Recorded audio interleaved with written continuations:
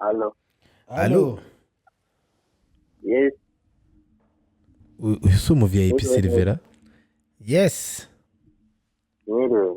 Mwiriwe. Yego nitwa Shema mperereye mu Ruhango. Yego Shema. Uraho. Muraho neza. Yego ndabakurikirana cyane kenshi. Turanezerewe cyane Shema. Nagira ngo babaza ubushize narabahamagaye muri kuri biriya biganiro bya business sinabafatisha.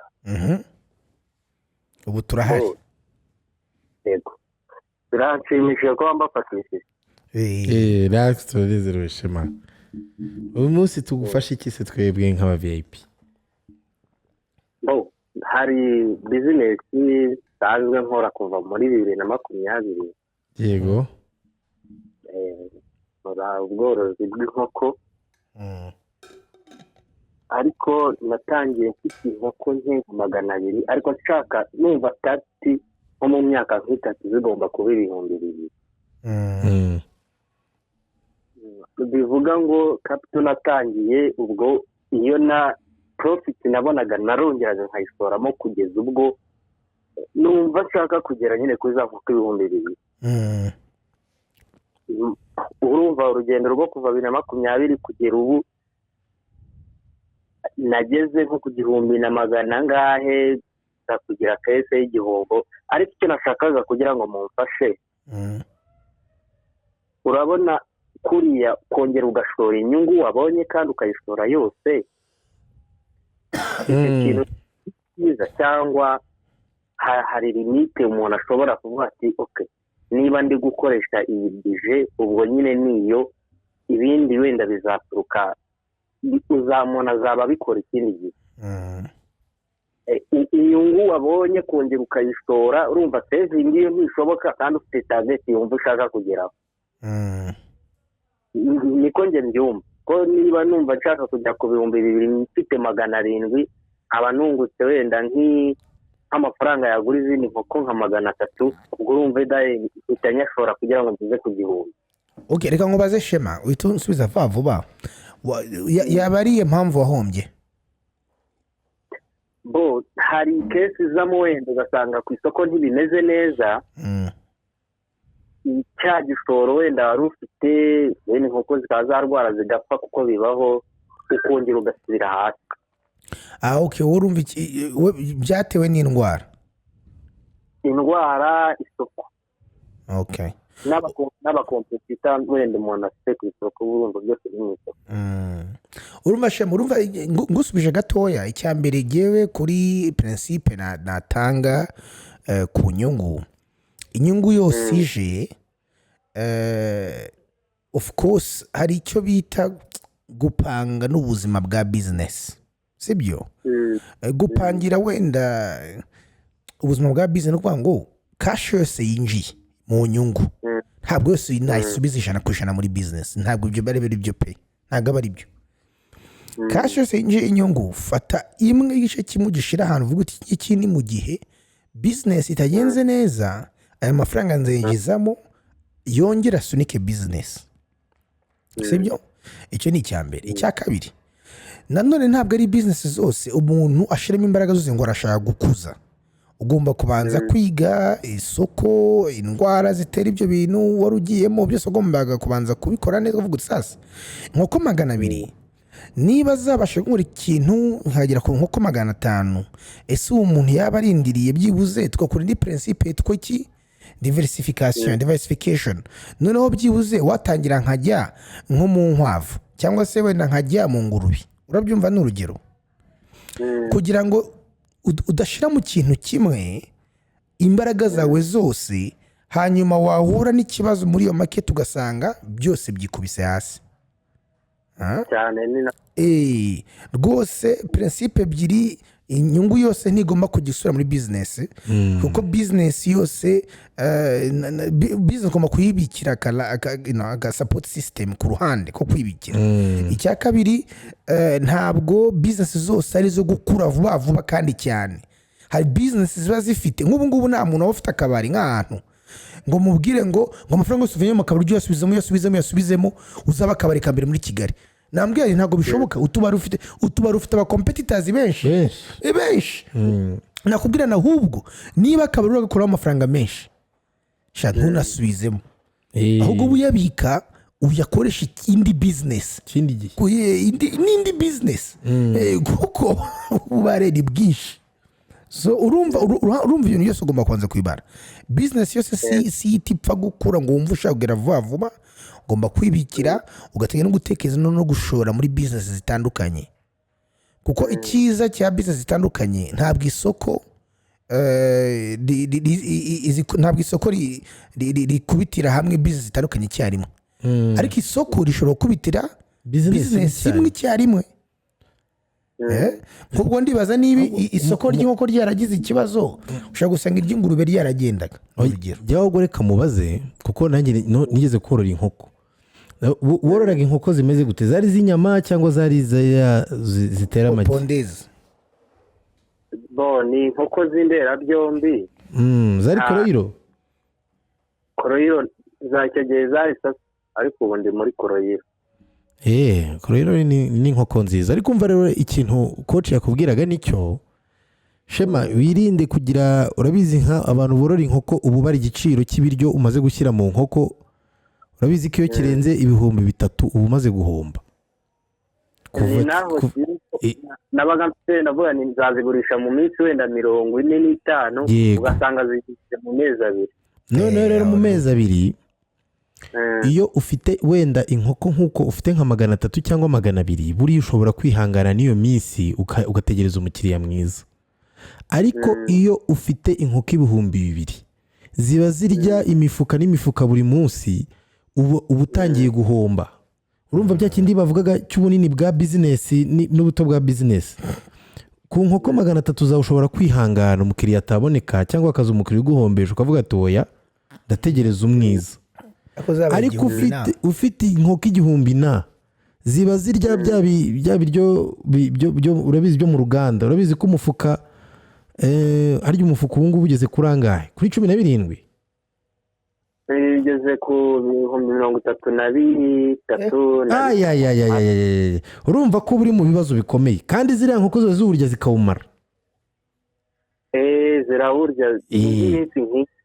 Inkoko 1,000 zishobora kurya nyinshi cyangwa biterwa n'igihe zigejeje. Ubwo urumva yuko buri gihe uko ubuze umukiriya uzigura 30,000 bihita bisohoka mu mufuka wawe. So urumva ni byiza gustrategize ukavuga ati reka ngumane nkeya aho umufuka uzazimanaginga icyumweru mu gihe isoko ritameze neza, aho kugira ngo mbe nyifite nyinshi ngo mfite inkoko byinshi ariko amafaranga yawe ari kasohoka buri kanya, ugasanga nubwo unazigurishije nyuma yawo wakora imibare neza witonze ugasanga warahombye. Nibyo njye noroye inkoko, icyo kintu cyankuye mu nkoko nabikoze on a very large scale, ariko uko isoko rihindagurika ku nkoko abantu bakamenda kandi ntafite ubwinyagamburiro bwo kuvuga ati izi nkoko ndazimaintaininga kino gihe paka mbonye umukiriya mwiza. So Shema, ako kantu kitondere, si ngombwa ngo buri gihe ukuze ikintu. Ikindi nagira ngo noneho urumva navuye muri kampani njya mu yindi, ariko isa nkaho yadominiye, umuntu atekereza akumva iyo avuze inkoko yumva iyo kampani. Kandi nk'uko uvuze koroyiro ni inkoko nziza. Strategy nakoresha kugira ngo noneho abantu bibone muri koroyiro cyane kurusha iyo nkoko izindi nkoko, kugira ngo nkompete n'iyo kampani, strategy nakoresha ni iyi. Jewe ikintu ukuntu mbyumva inkoko zose ngiye narazibonye uko zimeze. Haba hari abantu batanga amagi, bagatanga amagi, hari nk'izo za koroyiro ni inkoko imeze nk'inyarwanda ariko ni nk'inzungu icyarimwe. Ikiza cya koroyiro ikurinda zino depense z'indwara. Koroyiro ifite amaraso ya kinyarwanda. Ifite amaraso ya kinyarwanda mu kuntu umva ikurinda zino ndwara, ikireka urangaye zihishwa n'imbeho, ibintu nk'ibyo. Kandi niba worora worabizi, ubwo no kuzirinda imbeho muri iki gihe cy'imvura no gushyiramo imbeho ufite imishikubo no gushaka imbabura nyinshi, ibintu nk'ibyo. Ariko inkoko zihora zifite isoko, ntago inkoko buriya ngo iba nziza kurusha iyindi. inkoko zihora zifite isoko iyo umuntu afite supply aba afite. none se Shema utubajije iki kibazo kubera yuko ufite Kroiro? ubwo ngewe urumva navuye muri iyo kampani isa nkaho imaze igihe kinini nkorana nayo n'abaturage bamenyereye mbese niyo bazi iyo tuzi inkoko nyine bumva iyo kampani bumva batanga izihe nkoko iyo kampani. mu Rwanda hari inkoko za Kroiro na Saso. Kroiro na Saso. Kroiro na Saso. Saso isa nkaho yadominye ku rwego navuga ngo rw'igihugu. Umuturage azi Saso, Kroiro ntayazi.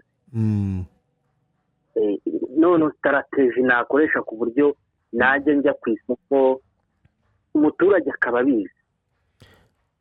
Rero ngewe iby'amoko y'inkoko yaba ari Saso yaba ari Kroiro zose ni inkoko nziza nayo ntabwo imeze nk'amapondezi, nayo imeze nk'inkoko nyarwanda, nayo yihanganira ibintu byose.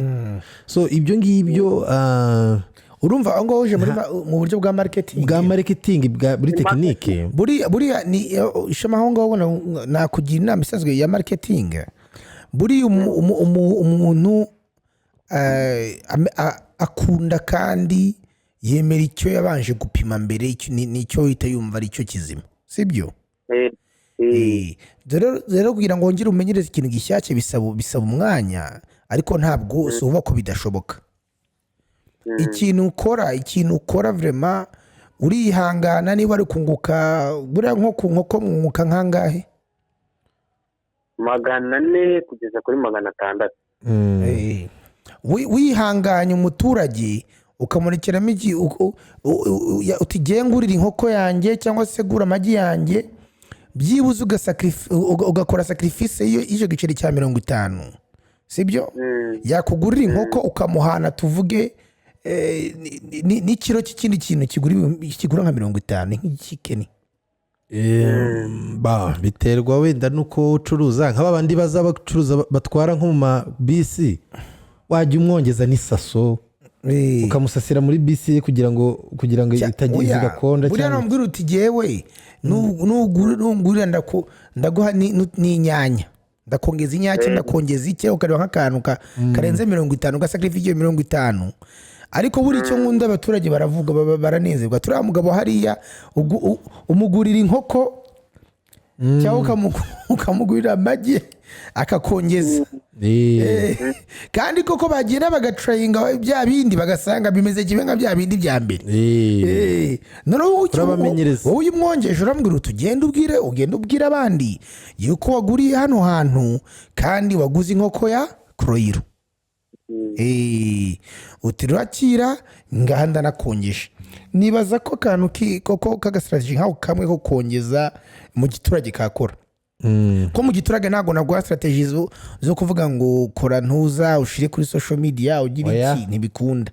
Ariko umuturage n'umuntu ukunda kantu k'ubuntu ku buryo wigomwe n'igiceri cya 20 cya 30 ari ukakimuha akumva ko akibonye. Kandi ku bintu by'inkoko ufite ibintu byinshi wamwongeza. Ari nk'ukuntu umuntu yaguze inkoko nyinshi aba akeneye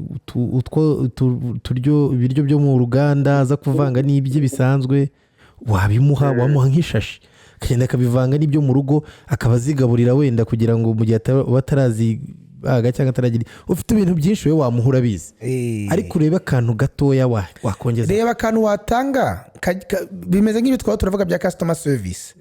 Noneho umuturage n'umuha akantu k'ubuntu yarashaka kure mu nyungu yawe, umutume kugenda kuvuga azagenda bivuga pe.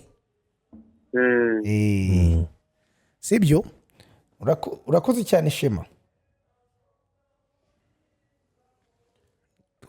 Uyu Shema rero afite ibibazo nk'ibyo nagiraga kera. Mvura mwiza ukuri. Nta muturage udakunda akantu k'ubuntu.